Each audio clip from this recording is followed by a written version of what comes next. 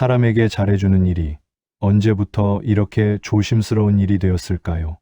예전에는 그것이 미덕이라 불렸고 마음의 고듬이라 여겨졌습니다. 그러나 어느 순간부터 우리는 경험으로 알게 됩니다.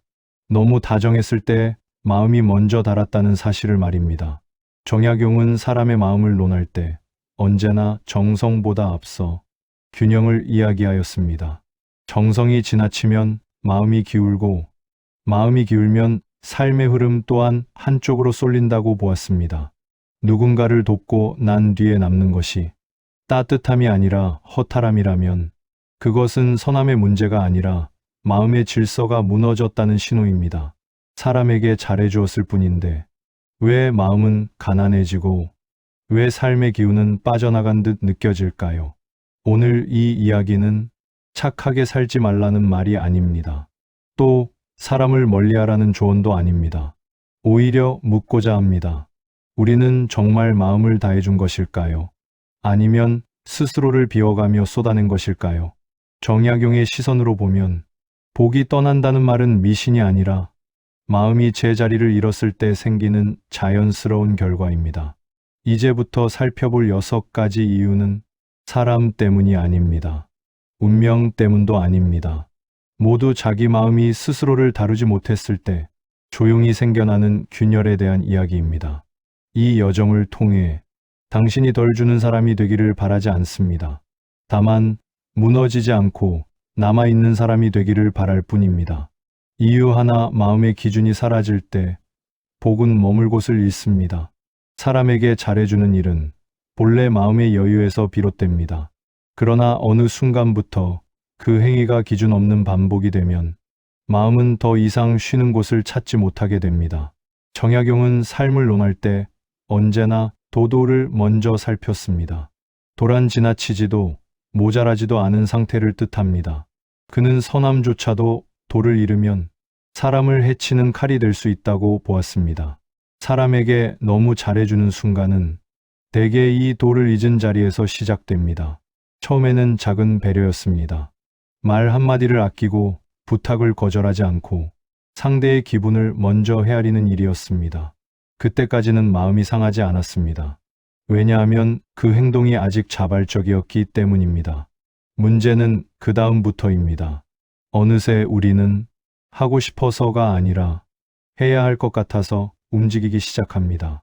마음의 기준이 외부로 옮겨간 것입니다. 정약용은 이를 두고 마음의 주인이 바뀌었다고 표현할 법한 상황이라 보았습니다. 내가 나를 판단하지 않고 타인의 기대가 나의 행동을 결정할 때 그 순간부터 마음은 스스로를 지키지 못합니다. 사람에게 잘해주는 일이 선택이 아니라 의무가 되면 그 행위는 더 이상 덕이 아닙니다. 그것은 자기 소모가 됩니다. 이때부터 복은 서서히 자리를 뜹니다. 복이란 우연히 떨어지는 것이 아니라 마음이 안정된 자리에 머무는 것이기 때문입니다. 기준이 사라진 마음은 항상 흔들립니다. 흔들리는 마음에는 어떤 좋은 기운도 오래 머물지 못합니다. 우리는 종종 말합니다. 그 사람에게는 유난히 잘해줬다고. 그러나 그 말 속에는 이미 피로가 섞여 있습니다. 정약용의 시선에서 보면 진정한 선함은 상대가 아니라 자기 마음의 상태를 먼저 살피는 데서 시작합니다. 내 마음이 괜찮은지, 내가 지금 억지로 웃고 있지는 않은지, 이 행동이 끝난 뒤 마음이 비어버리지는 않을지를 묻지 않으면 선함은 쉽게 자기 자신을 배신합니다. 사람에게 너무 잘해주다 보면 기대가 생기기 마련입니다. 이 정도면 알아주겠지.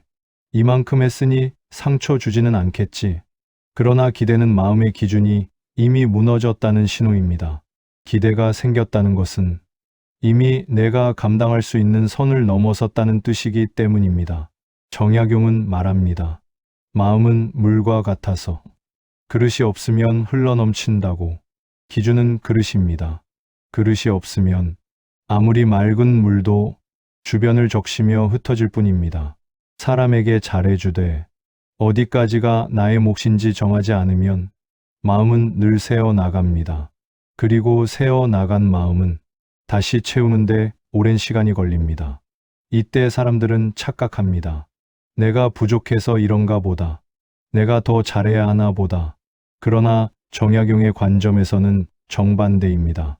이미 너무 많이 주고 있기 때문에 마음이 말라가고 있는 것입니다. 복이 떠나는 첫 번째 이유는 사람이 나빠서도 세상이 각박해서도 아닙니다. 자기 마음의 기준을 세우지 않은 채 선함을 남용했기 때문입니다. 기준 없는 선함은 결국 자기 자신을 희생으로 몰아넣고 희생 위에 세워진 삶에는 안정이라는 복이 깃들 수 없습니다. 이 장의 끝에서 한 가지 질문만 남기고자 합니다. 지금까지의 선함은 당신의 마음을 지켜주었습니까? 아니면 조금씩 비워가고 있었습니까? 이유 둘 존중이 아닌 소모가 반복될 때 마음의 기운은 마릅니다. 사람에게 잘해주는 일은 본래 서로의 마음을 단단하게 만드는 일이었습니다. 잘해주고 나면 관계가 깊어지고 마음은 오히려 안정되어야 마땅합니다. 그러나 어떤 순간부터 우리는 이상한 감각을 느끼기 시작합니다. 잘해줄수록 마음이 가벼워지지 않고 오히려 더 무거워진다는 사실을 말입니다. 정약용은 인간의 마음을 쓰면 닳고 아끼면 숨을 고른다고 보았습니다. 마음 또한 자원과 같아서 회복의 시간이 없으면 반드시 고갈됩니다. 문제는 사람에게 너무 잘해줄 때 이 회복의 시간이 사라진다는 데 있습니다. 우리는 흔히 말합니다.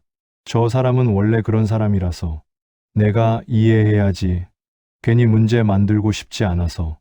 이 말들은 모두 겉으로는 너그러움처럼 보이지만 속을 들여다보면 자기 마음을 쓰다버리는 방식에 가깝습니다. 정약용의 눈으로 보면 존중은 상호 간의 기운을 북돋우지만 소모는 한쪽의 기운만을 깎아내립니다. 사람에게 잘해주었을 때 돌아오는 것이 감사나 배려가 아니라 당연함이 되었을 때 그때부터 관계는 이미 기울어져 있습니다. 그러나 우리는 그 기울어짐을 쉽게 인정하지 않습니다. 왜냐하면 인정하는 순간 지금까지의 선함이 헛수고였다는 사실을 마주해야 하기 때문입니다. 그래서 마음은 스스로를 속입니다. 조금만 더 참으면 나아지겠지. 내가 어른이니까. 원래 좋은 사람은 이런 거야. 정약용은 이런 상태를 마음이 스스로를 설득하는 단계라고 보았을 것입니다. 이 단계에 이르면 마음은 이미 지쳐 있지만 입은 계속해서 괜찮다고 말합니다. 존중이 사라진 자리에 습관만 남으면 사람은 더 이상 고마움을 느끼지 않습니다. 고마움이 사라진 관계에서 선함은 덕이 아니라 자원으로 소비됩니다. 이때 사람은 느낍니다. 잘해줘도 돌아오는 것이 없다는 허탈함을. 그러나 그 허탈함조차 겉으로 드러내지 않습니다. 그저 속으로 삼킵니다. 정약용은 말합니다.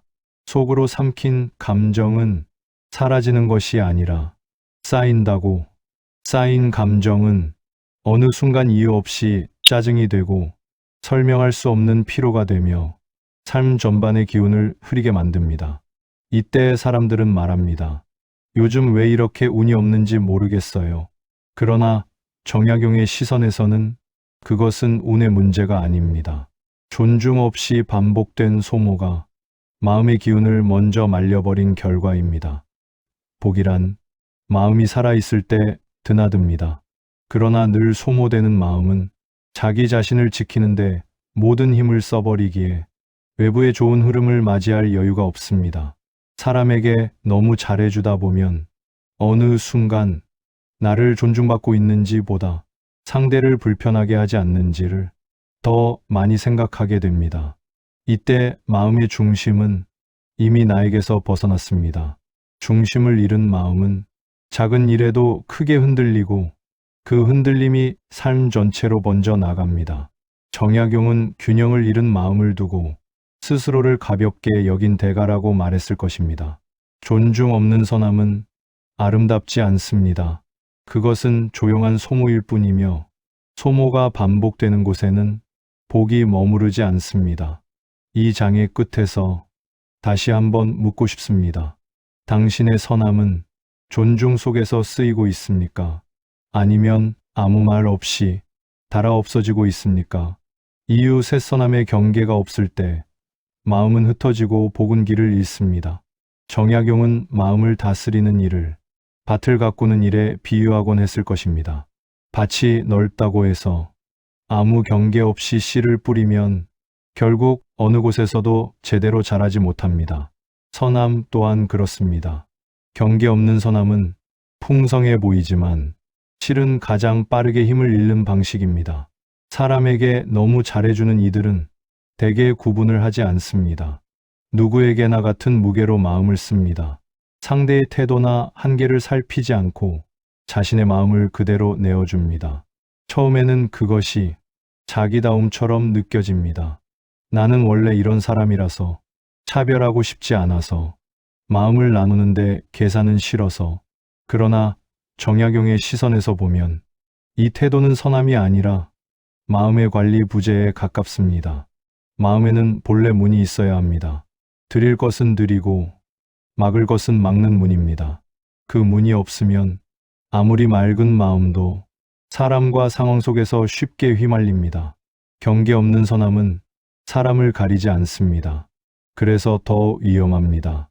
나의 선함을 존중하지 않는 사람에게도, 나의 시간을 가볍게 여기는 사람에게도, 나의 마음을 당연하게 소비하는 사람에게도 같은 방식으로 흘러갑니다. 이때 마음은 자기 자신에게 묻지 않습니다. 여기까지가 적당한가? 이 선함이 나를 지켜주는가? 묻지 않는 선함은 스스로를 소진시키는 길로 곧장 향합니다. 정약용은 인간의 마음을 항상 다스려야 할 것으로 보았습니다. 자유롭게 풀어두면 아름다워질 것이라 낭만적으로 보지 않았습니다. 오히려 방치된 마음은 가장 먼저 흐트러진다고 보았습니다. 경계가 사라진 마음은 어디까지가 나의 책임인지 알지 못합니다. 그래서 남의 감정까지 자기 몫으로 떠안게 됩니다. 상대의 기분이 나쁘면 내가 잘못한 것 같고, 상대가 힘들어 보이면 내가 더 애써야 할 것 같고, 상대가 멀어지면 내 선함이 부족했나 돌아봅니다. 이 모든 흐름은 선함의 이름을 쓰고 있지만 실제로는 자기 중심의 붕괴입니다. 정약용의 언어로 말하자면 마음의 주춧돌이 무너진 상태입니다. 주춧돌이 없는 집은 아무리 단청을 해도 오래 서지 못합니다. 복은 기운이 모이는 자리에 옵니다. 그러나 경계 없는 마음은 기운을 모으지 못합니다. 늘 밖으로 흘러나가기 때문입니다. 그래서 사람들은 말합니다. 나는 늘 주기만 하는 것 같아요. 왜 내 삶에는 여유가 없을까요? 정약용의 관점에서 보면 그 답은 분명합니다. 지켜야 할 선을 정하지 않았기 때문입니다. 선함에도 선이 있어야 합니다. 그 선은 냉정함이 아니라 자기 보존의 질서입니다. 경계를 세운다고 해서 사람을 미워하는 것이 아닙니다. 경계를 세우지 않아서 자기 자신을 잃어버리는 것이 더 큰 문제입니다. 경계 없는 선함은 언젠가 반드시 원망으로 바뀝니다. 그리고 그 원망은 상대를 향하지 않고 대개 자기 자신을 향합니다. 왜 나는 늘 이런 선택을 했을까? 왜 거절하지 못했을까? 왜 나를 먼저 생각하지 않았을까? 이 자책의 반복 속에서 마음은 점점 힘을 잃고 삶의 흐름 또한 가벼워집니다. 정약용은 스스로를 다스리지 못한 마음을 두고 허심쉬신이라 했습니다. 비워진 마음이 아니라 비어버린 마음이라는 뜻입니다. 복은 비어버린 마음이 아니라 잘 다스려진 마음에 머뭅니다. 이 장의 끝에서 조용히 되묻고 싶습니다. 당신의 선함에는 지켜야 할 선이 있습니까? 아니면 아직도 모든 문을 열어둔 채 마음을 흘려보내고 계십니까? 이유 내 선함이 두려움에서 시작될 때 마음은 스스로를 속이게 됩니다. 사람에게 잘해주는 이유를 우리는 대개 선이라고 믿고 싶어 합니다. 그러나 정약용의 시선으로 마음을 오래 들여다보면 그 선함의 뿌리가 언제나 맑지만은 않다는 사실을 알게 됩니다. 어떤 선함은 따뜻함에서 시작되지만 어떤 선함은 두려움에서 비롯됩니다. 미움받을까 두려워서, 관계가 틀어질까 불안해서, 혼자가 될까 걱정되어서 우리는 필요 이상으로 마음을 내어줍니다. 겉으로 보기에는 다정하고 온화한 태도입니다. 그러나 그 속에는 잃지 않기 위해 주는 마음이 숨어 있습니다. 정약용은 이런 마음 상태를 마음이 바깥에 매여 있는 형국이라 보았을 것입니다. 자기 안의 기준보다 타인의 반응을 먼저 살피는 상태입니다. 이때 선함은 자유로운 선택이 아니라 불안을 달래기 위한 수단이 됩니다. 거절하면 나쁘게 볼까봐, 싫은 소리 했다가 멀어질까봐, 참는 게 편하니까, 이 말들 속에는 자기 마음을 지키려는 용기보다 상황을 모면하려는 두려움이 더 많이 담겨 있습니다. 두려움에서 시작된 선함은 겉으로는 부드럽지만 안으로는 늘 긴장하고 있습니다. 언제 균열이 날지 모르는 상태로 마음을 조이고 있기 때문입니다. 정약용은 긴장된 마음에서는 올바른 판단이 나오기 어렵다고 보았습니다. 늘 조심하는 마음은 스스로에게 정직하지 못해지기 때문입니다. 그래서 두려움의 선함은 자주 자기 자신을 속입니다. 나는 괜찮아. 이 정도는 참을 수 있어. 원래 사람 사는 게 이런 거지. 그러나 참는다는 말 뒤에는 대개 말하지 못한 감정이 남아 있습니다. 서운함, 억울함, 피로, 그리고 설명되지 않는 허탈함. 이 감정들은 겉으로 드러나지 않지만 마음의 깊은 곳에서 조용히 기운을 깎아먹습니다. 복은 편안한 마음에 머뭅니다. 그러나 두려움으로 유지되는 관계 속에서는 마음이 쉬지 못합니다. 늘 긴장하고, 늘 대비하고, 늘 계산합니다. 정약용의 관점에서 보면 이 상태는 이미 삶의 기운이 흐트러진 징후입니다.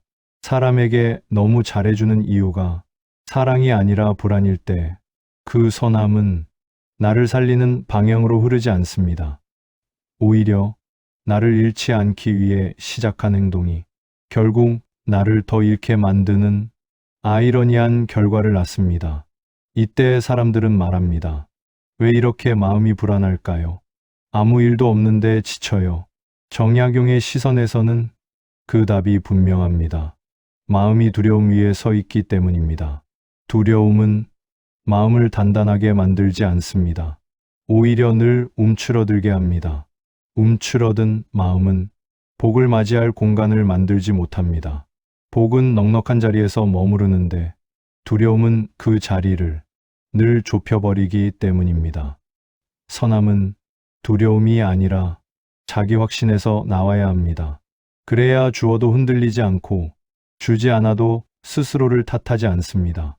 이 장의 끝에서 이 질문을 남기고 싶습니다. 당신이 누군가에게 잘해줄 때 그 마음의 시작은 따뜻함입니까?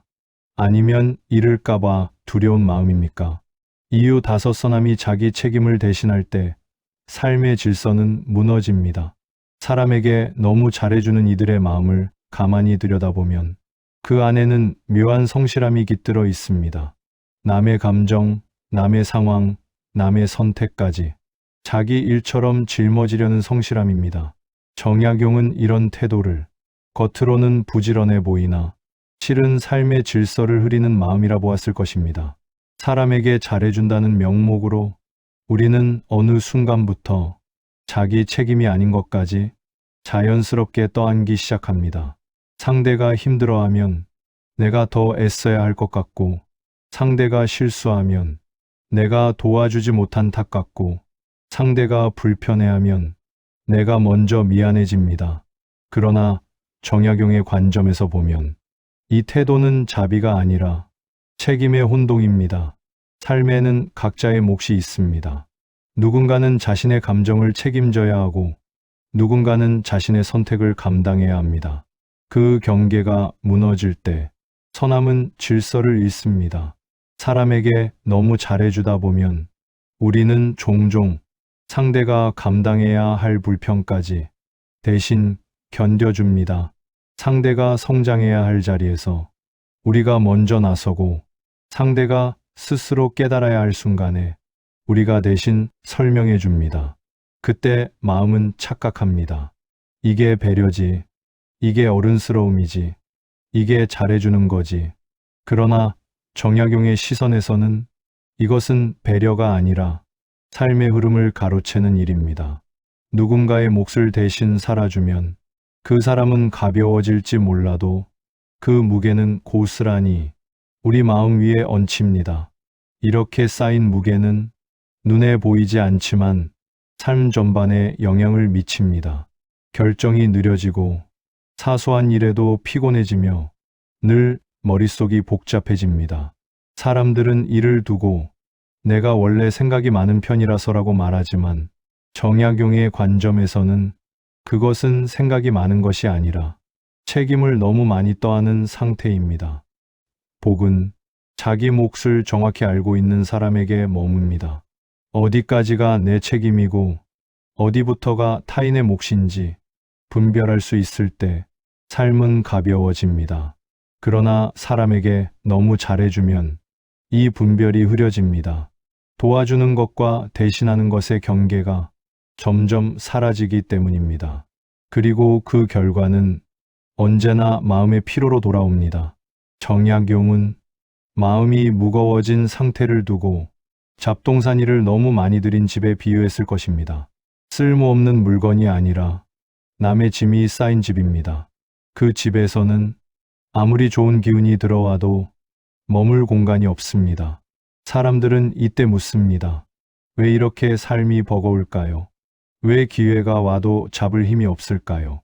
정약용의 시선에서 보면 그 답은 분명합니다. 이미 감당해야 할 몫 이상을 마음에 쌓아두었기 때문입니다. 선함은 대신 살아주는 것이 아닙니다. 도울 수 있을 때 돕되 각자의 책임을 존중하는 데서 비로소 올바른 자리를 찾습니다. 자기 책임을 흐리는 선함은 결국 자신에게 돌아와 삶의 균형을 무너뜨립니다. 이 장의 끝에서 조용히 이 질문을 남기고 싶습니다. 당신의 선함은 도움입니까? 아니면 누군가의 삶을 대신 짊어지고 있는 것은 아닙니까? 이유 6 선함 속에서 자기 자신을 존중하지 않을 때 복은 스스로 물러납니다. 정약용의 사유에서 가장 중요한 것은 언제나 자기 마음을 바로 세우는 일이었습니다. 세상을 다스리기 이전에, 사람을 이해하기 이전에 먼저 스스로를 흐트러뜨리지 않는 것이 모든 덕의 출발이라 보았습니다. 사람에게 너무 잘해주는 이들이 끝내 마주하게 되는 지점은 대개 하나입니다. 나는 정작 나 자신에게는 이만큼의 마음을 써본 적이 있는가? 선함이 반복될수록 아이러니하게도 자기 자신은 점점 뒷자리에 밀려납니다. 내가 어떤 상태인지, 지금 마음이 괜찮은지, 이 행동이 나를 존중하는 선택인지 묻는 일은 점점 줄어듭니다. 대신 이런 질문이 자리를 차지합니다. 저 사람은 괜찮을까? 혹시 불편해하지 않을까? 이 정도면 충분할까? 정약용의 시선에서 보면 이 상태는 이미 마음의 위계가 뒤바뀐 모습입니다. 자기 마음이 가장 아래에 놓이고 타인의 기준이 가장 위에 올라간 상태입니다. 이때 선함은 더 이상 덕이 아닙니다. 그것은 자기 경시입니다. 사람은 자기 자신을 존중하지 않으면서 오래 선할 수 없습니다. 존중받지 못한 마음은 언젠가 반드시 메마르기 때문입니다. 정약용은 마음이 메마른 상태를 스스로를 귀히 여기지 않은 결과라 보았을 것입니다. 귀하게 여기지 않은 것은 남이 아니라 바로 자기 자신입니다. 사람에게 너무 잘해주다 보면 어느 순간 자기 자신에게는 이런 말을 하게 됩니다. 나는 이 정도쯤은 참아도 돼. 내 감정은 중요하지 않아. 나 하나 손해보면 되지. 이 말들은 겸손처럼 들리지만 정약용의 기준에서는 삶을 무너뜨리는 말에 가깝습니다. 자기를 가볍게 여기는 사람에게 삶 또한 가볍게 다가옵니다. 기회는 머뭇거리고 복은 오래 머물지 않습니다. 복은 자기 자신을 함부로 대하지 않는 사람에게 머무르는 성질을 가지고 있기 때문입니다. 사람들은 종종 묻습니다. 왜 나는 늘 이용당하는 느낌일까요? 왜 내 진심은 가볍게 여겨질까요? 정약용의 시선에서 보면 그 답은 냉정하지만 분명합니다. 먼저 자기 자신을 가볍게 다루었기 때문입니다. 자기 자신을 존중하지 않는 선함은 타인에게도 존중의 기준을 제시하지 못합니다. 그래서 선함은 당연함으로 변하고 당연함은 소모로 이어집니다. 그리고 그 끝에서 사람은 말합니다. 결국 남는 게 없어요. 그러나 남는 것이 없는 것이 아닙니다. 이미 너무 많은 것을 자기 자신에게서 떼어내어 바깥으로 흘려보냈을 뿐입니다. 정약용은 말했을 것입니다. 참된 덕이란 자기 마음을 바로 세운 뒤에 자연스럽게 흘러나오는 것이라고.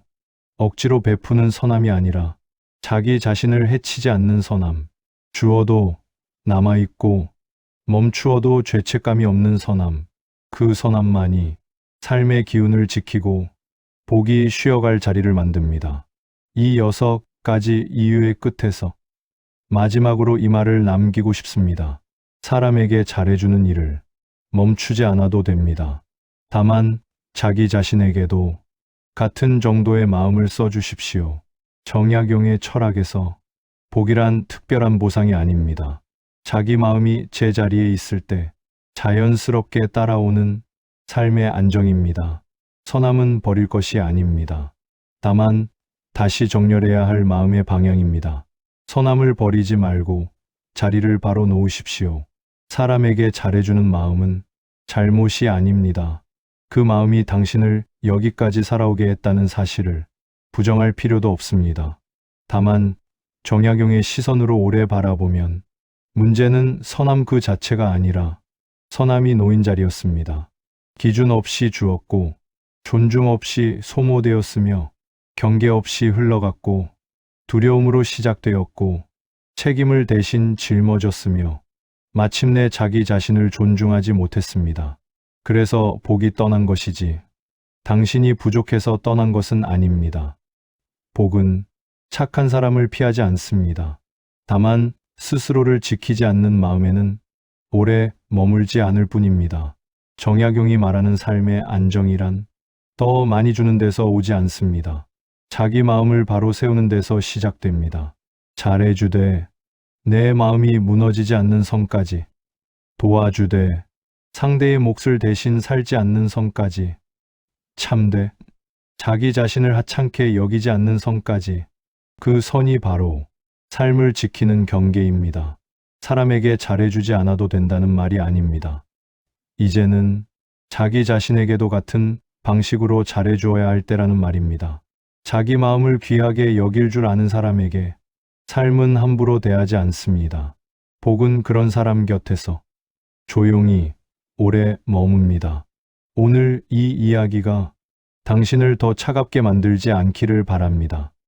대신 흔들리지 않게 만들기를 바랍니다. 선함은 여전히 당신의 것입니다. 이제 그 선함이 당신을 떠나지 않도록 자리를 바로 놓으십시오. 그것이면 충분합니다.